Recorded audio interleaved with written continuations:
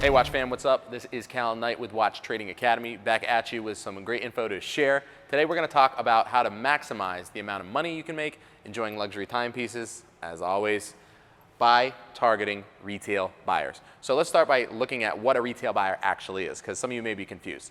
In the economy, in the ecology of watch trading, you have dealers, manufacturers, watch buyers, end users, collectors, watch traders that kind of bridge the gap between a lot of these different counterparties.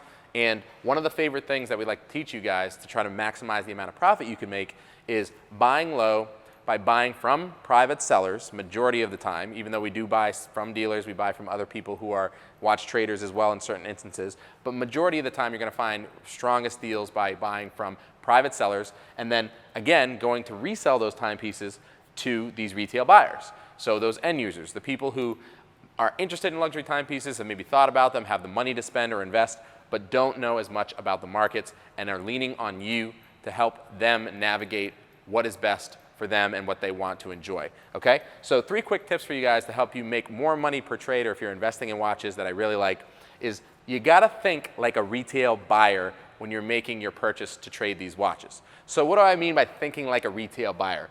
You can't think like someone who knows the market really well. You can't think, okay, I'm gonna look at this Panerai Luminor 222 and compare that to all the other Panerai Luminor PAM 222s out there with the power reserve indicator that look just like this watch. You gotta think in a more broad spectrum. You gotta think of things like, okay, if I'm gonna buy this luxury timepiece, which is the Panerai Luminor 222, what would a retail buyer think when they're looking for this type of watch? And the reason I say that question is a lot of people aren't thinking, sitting at their desk, dreaming all day, you know what, I want a Panerai Luminor 222. That very specific model. Like no one sits and thinks like that. A lot of people will sit there and think, man, I really want my first Rolex Submariner because it's the most popular brand out there and it's probably the only watch they really know from just seeing magazine ads, billboards, TV, anything, their friends, their fanboys, all that stuff. So how do you get people in these luxury timepieces that aren't just the most streamlined mainline Rolex and make a shitload of money doing it? You have to approach these people from the perspective of how they think, which is much more broad. So number one, I really like, sell value. So what does that mean? When I have guys who are my students go to try to trade watches, a lot of times what they'll do is they'll go and try to sell a watch and say, look, this is $7,000. This is the lowest watch on the market for this reference number. It's beautiful, it's complete, it's boxes and papers, do you want it? And I'm like, well, why would you approach someone like that who doesn't even know what the market is, doesn't know what the prices are on this timepiece, and could be comparing this timepiece to a bunch of other different watches and models that aren't even relevant to this specific model?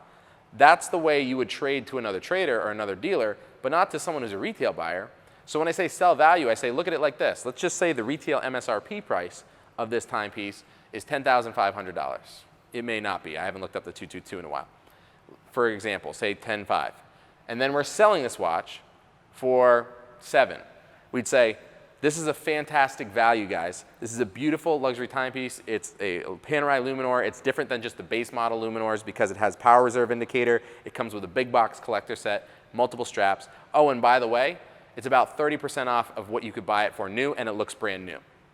So when you position it like that, you position it from a value standpoint where they can frame it up in their mind that this is a huge opportunity versus looking at it like, well, I didn't even know what to compare it to, and now you're telling me it's like the lowest one on the market. Does that mean it's cheaper? Does that mean it's a piece of shit? Does that mean what other options are out there? I have no idea. I can't frame this up in my own mind because I'm not a watch trader myself.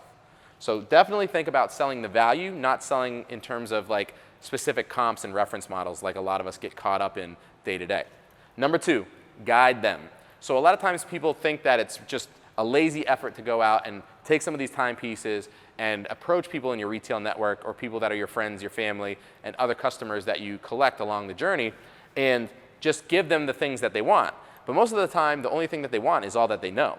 So if all that they know is Rolex Submariner, Rolex Datejust, and they don't really pay attention, how can you expect them to make educated decisions around not only what they want, but what's going to help them get in and out of timepieces to enjoy all of these luxury items unless they talk to you, unless you're the consultant, unless you're the person who can give them that value. And if you can give them that value, you collect a lot more margin. You are never left for someone else who's potentially a competitor.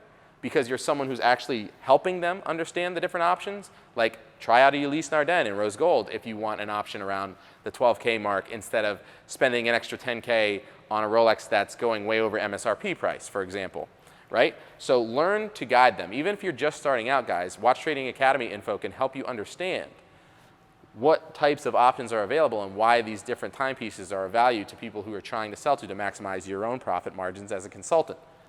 And third, I really like this one, have a buyback program. So if you're willing to give a timepiece or sell a timepiece to someone that you know or are meeting for the first time as a retail buyer, let them know that you're always trading timepieces and that you will buy that timepiece back from them at a specific number. So I'm not going to give you all the secret sauce to that strategy because it's in part of what we teach. But what I will say is, let's just say you sold this Panerai for $7,000, and then let's just say you were in it for $6,000, and you made $1,000 profit. You go, you know what? I know the provenance of this timepiece. I know where it came from. I know the quality of it. I'm going to let you have it. But hey, by the way, try it out for 6 months. Enjoy it. If you want to keep it, great. And if you don't, I will buy it back from you at 80 cents on the dollar, so only 20% off of what you spent. And they'll look at that and they'll go, so you're saying my downside risk is only a max of like $1,000 or $1,400? Yeah, and you can enjoy that timepiece that originally cost $10,500 for 6 months. And then I'll trade you in and out of stuff so you're not necessarily losing money when you want to move on to the next thing. And when you give them that comfort, guys, when you give them that layer of confidence, they will try new brands. They will try new timepieces. They will lean on you for guidance, and they will always come to you to try to get new things. Don't always just take their given word and ask them what they want.